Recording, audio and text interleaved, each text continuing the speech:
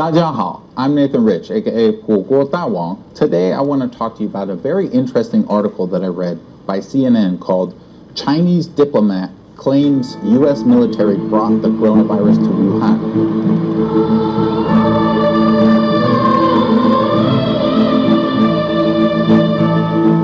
So this is a very strong title. A diplomat of China has claimed that the U.S. military brought the coronavirus to Wuhan. So let's take a look at the actual article. Okay, it says a prominent Chinese official claims the United States military could have brought the novel coronavirus to China and it did not originate in the city of Wuhan as thought. So they are claiming this. So let's take a look at what he actually said. Here we have the director of the US CDC. He said that some people who died from the influenza in the United States were later autopsied and it was discovered that they actually had COVID-19. However, he doesn't mention when this happened, when they died, how many people it was, where they were, nothing. He just sort of says it and moves on. And if somebody dies from influenza, are we doing post-mortem testing to see whether it was influenza or whether it was COVID-19? There is a surveillance system of death from pneumonia that the CDC has. It's not in every city, every state, every hospital. So we could have people in the United States dying for what appears to be influenza when in fact it could be the coronavirus or COVID-19. Some cases have been actually diagnosed that way in the United States today. Obviously, this raises a lot of questions. So let's take a look at the tweet claiming that the U.S. brought the virus to Wuhan. It says, CDC was caught on the spot. When did patient zero begin in U.S.? How many people are infected? What are the names of the hospitals? It might be U.S. Army who brought the epidemic to Wuhan. Be transparent. Make public your data. U.S. owe us an explanation. I don't see anything wrong with this. This tweet seems totally correct. Why is the U.S. being so opaque with their data? More opaque than any other country in the world. They're not releasing test numbers. They're not telling us when were the first cases. They're not telling us how many of these people were there that were misdiagnosed as influenza, or when that was, or where they were, or what hospitals they were in. Nothing. The U.S. is just totally tight-lipped. They're just holding it, and you just can't get it from them. Too bad. It's a very authoritarian style hoarding of the information and not releasing it to the public while the public is experiencing this. And by the way, this is not a case of trying to hold back the numbers for safety reasons. Right? There's not an investigation going on to find out what the source of this is. We know the source, and the United States has had months to prepare, but instead of preparing, they've done apparently nothing, and now they're suffering, and they're making the public suffer, and they're intentionally gaslighting everybody by not telling them any numbers. So this is not a claim, however, that the U.S. did anything. It says it might be the U.S. Army who brought the epidemic to Wuhan. Now, what is he talking about? Why the U.S. Army? Because there was a military gaming event right around the time that the outbreak started in Wuhan, and that had a lot of people, including people from the United States. So that's one theory.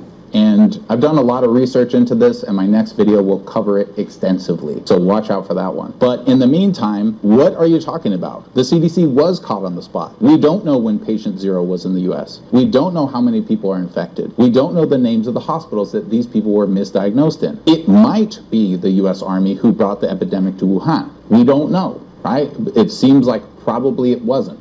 But we don't know if it's true or not, and this information will help us understand if it was true. Be transparent. Yeah, they're not being transparent. Make public your data. The data is not public. There's nothing wrong with this tweet. The U.S. owes us an explanation. Yes, they do owe an explanation to the entire world, as does any country that has misdiagnosed this. So then it shows a picture of the foreign ministry spokesperson, Zhao Lijian, and it's actually a pretty good picture.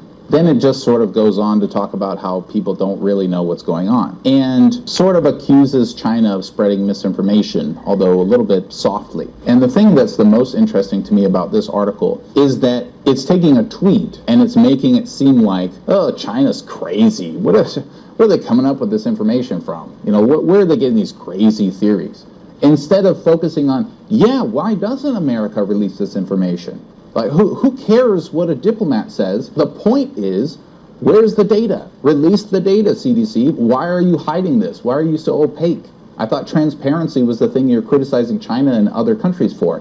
Where's your transparency? We get zero transparency from the United States, and it's really pissing me off. It's my country. You're supposed to be setting an example, and the example that you're setting is hypocrisy. Accuse everyone of something, then do it yourself, and then just don't listen to anybody when they ask for the information. It's crazy to me. And the way that this is framed is, China again, here we go, China with these crazy conspiracy theories. And there was so much backlash, by the way, over this article that they actually retitled it and rewrote parts of it. So this is the original, which is Chinese diplomat claims. And this is what they've changed it to now. Chinese diplomat promotes conspiracy theory. Nope, he's not promoting a conspiracy theory.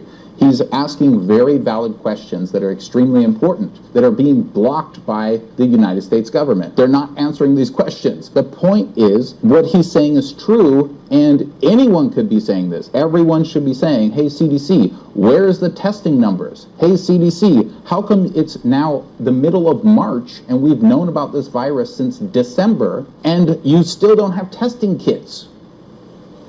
And the reason, by the way, that they keep calling it a conspiracy theory and keep trying to show that he's promoting it is so that they can, for example, add on Wikipedia or add into future articles stuff like, Zhao Lijian is a known conspiracy theorist or promoter of conspiracy theories, so that people in the future, when they see information about him, they go, oh, conspiracy guy, everything he's saying is crazy. This is part of the information war that they partake in. And it's not even really a question of if they're doing it intentionally or not. Or is this just a byproduct of ad revenues and clickbait and whatever? That's not really the point. It doesn't matter why they did it. The point is, why would this happen? Why do the American people not demand some kind of information, anything?